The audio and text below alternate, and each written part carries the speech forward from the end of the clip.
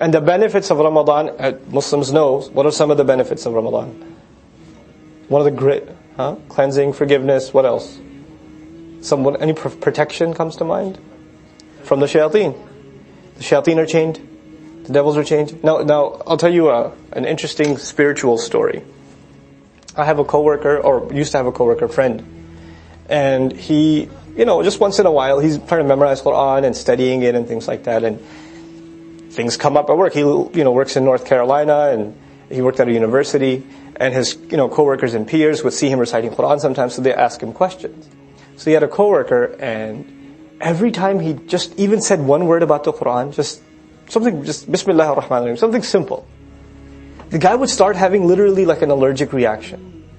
Like his eyes would start watering, and he'd just start sneezing randomly, and he'd get, okay, I gotta go, and just couldn't take it.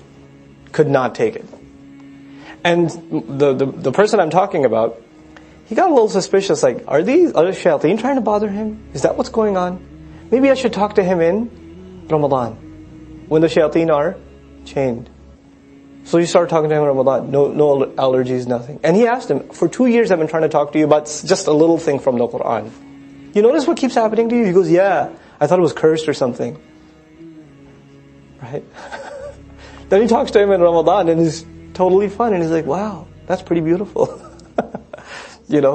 So these are spiritual experiences. You can't document them in a science book and, hey, see, Islam is the truth. You can't do that. But these are experiences that believers go through and they see in their life, So Allah says in this ayah, it's an offer. He's the master of the skies and the earth and whatever lies in between them, if you're seeking to be convinced. As though the offer is renewed. As though at this time you can, the shayateen and the devils and their whispers are not going to bother you at this time. They're not going to distract you. You can listen to this without the distractions of all of those things. La ilaha illa huwa. There's no one to be worshipped and obeyed in any way, shape or form except He. Huwa yuhyi. He in fact is the one that gives life, wa yumit, and gives death. Rabbukum wa rabbu abaikum al-awwalin. He is your master and the master of your earliest ancestors. Innahu huwa al-azizur rahim. Certainly He is the ultimate authority, the one who always shows love and mercy. Inna shajarata az-zaqqum. Now that Allah mentions His mercy, out of His mercy also, this is part of our belief too, out of His mercy He describes hellfire. It's out of His mercy that He describes hellfire. Why? It's the scared straight program in the Quran.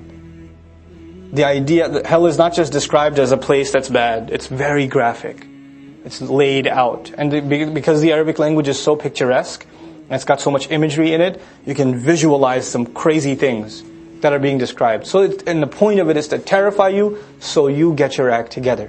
If hellfire wasn't described in such depth and such graphic language, then you know what? Why take it seriously? How bad could it be? I've brought this up to you guys before. What's the concept of hell in modern entertainment? What does it become? It's a joke.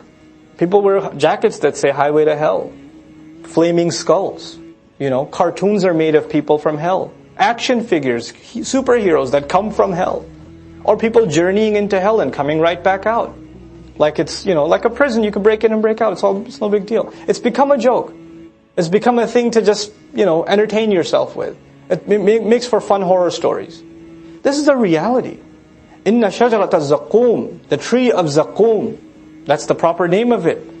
It's one of the trees of hellfire. Ta'amul athim. It is the food of the one constantly engrossed in sin. Athim. Kal muhli. It's like boiling hot water. Muhl. And muhl is also used for blood. Yaghli fil butun. You know how when you take oil and you put it on a pan that's already hot, it makes that sound. I don't have a word for it. Urdu mein kehte hain kholna. The sizzling sound. That's ghala yaghli. It sizzles in the belly. It gets into the belly and then it starts sizzling.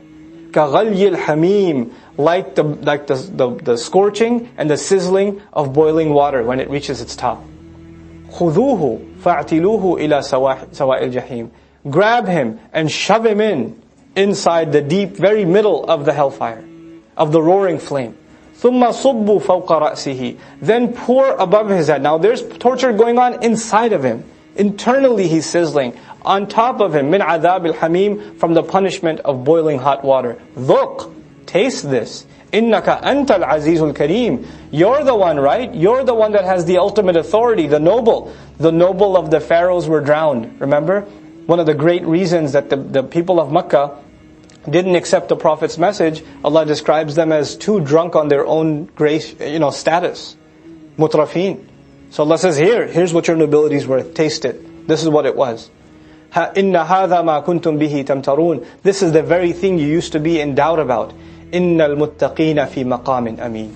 No doubt about it. Those who sought to protect themselves, the righteous, are going to be in a safe place. Fi jannatin wa uyunin, in gardens and grapevines surrounding them. Yalbasuna min sundusin wa istabraqin. They're going to be dressing in sundus and istabraq, light silk and heavy silk. Light silk and heavy, two different kinds of garments. Mutaqabilin, meeting one another. So once they get dressed up, first you get dressed up, you pick your outfit or whatever, then you go hang out with other people in paradise. You're like, hey, what are you doing here? This is mutaqabil, facing one another. Mutaqabilin. كَذَلِكَ زَوَّجْنَاهُمْ بِحُورٍ عِينٍ. That is how we reward, and we will have married them off to hur, beautiful spouses, ain, whose eyes are, what's the word? Hypnotic. Whose eyes are hur. Ain is called when the white of your eyes is really white and the dark of your eyes is really dark. The contrast in your eyes just is captivating. This is hur and ain.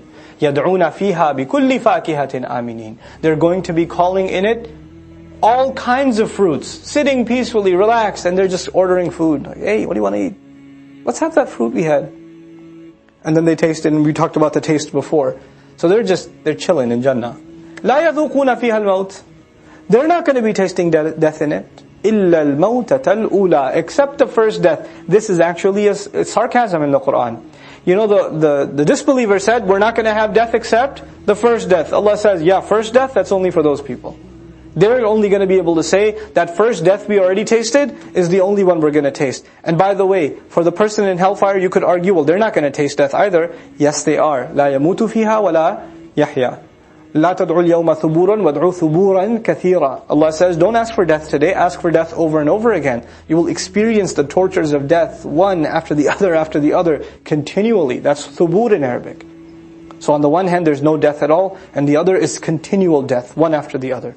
وَوَقَاهُمْ عَذَابَ الْجَحِيمِ. And He had protected them from the punishment of the roaring flame. فَضْلًا مِّن رَبِّكَ. This is out of a great favor from your Master. ذَلِكَ هُوَ الْفَوْزُ الْعَظِيمُ. That, in fact, is the ultimate success.